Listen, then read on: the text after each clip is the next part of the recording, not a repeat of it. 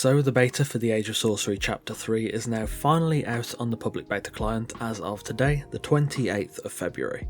The release of the beta was delayed on Monday the 20th, the date it was intended to release, citing technical issues. We don't know the specifics of those issues, but it appears they've been rectified and downloads should start rolling out on PC for the public beta client. I've just begun my download and it clocks in at 19.83GB, so just short of 20. And alongside the new features comes a bunch of patch notes, which I'll read some of the more important ones, but as always the link will be in the description, so feel free to read through them at your own leisure.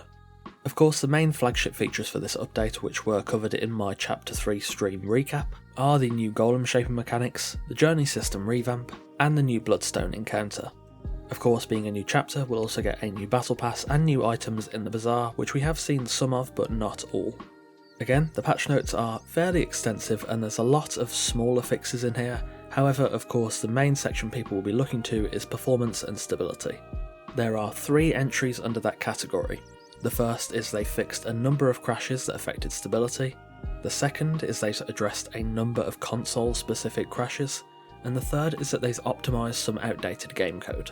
I know console has pretty much always got the short end of the stick in terms of update quality, likely due to the restrictions of the hardware they're using, but hopefully these fixes can go some way to fixing that environment on the console and allowing people to actually play the game properly, without worrying about crashing whenever they're doing something important.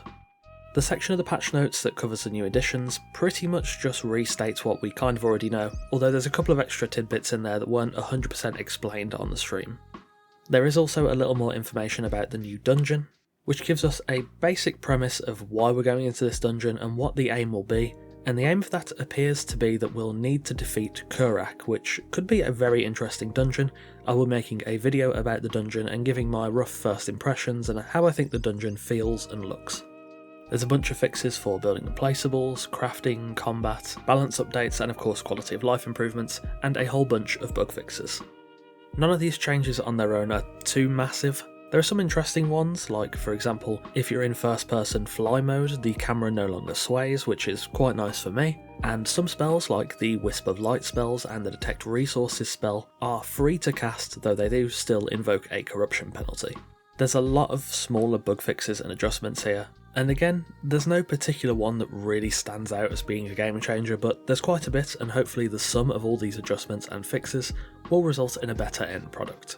Of course, with this update now out, there's a lot of stuff to cover, and I'll be going through all of them as best as possible. I'll be covering the dungeon, the golem system, the journey system, blood crystals, a full review of the chapter, the battle pass and the bazaar when they are available, as they're not currently available in the public beta, and I'll generally just be covering everything this update has to offer, so if you do want to get more in-depth on those features, I will be covering them over the coming weeks.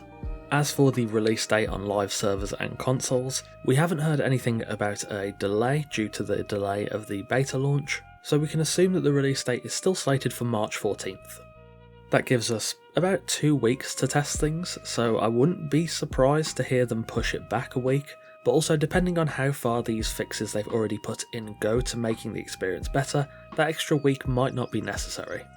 Anyway, that is all I had to tell you today. The public beta is out and I've got a lot of work to do, so I'll be working on those videos as soon as I finish with this one. If there's anything from the public beta you'd like to see me cover, feel free to leave a comment below. Thanks for watching, don't forget to subscribe, drop a like or a comment if you enjoyed, they really do help out. The links to my Twitter and Discord are in the description below, and of course a massive thanks to our esteemed coffee cultists on screen now for continuing to support the channel over on Patreon. Again, thanks for watching, take care, and I'll see you soon.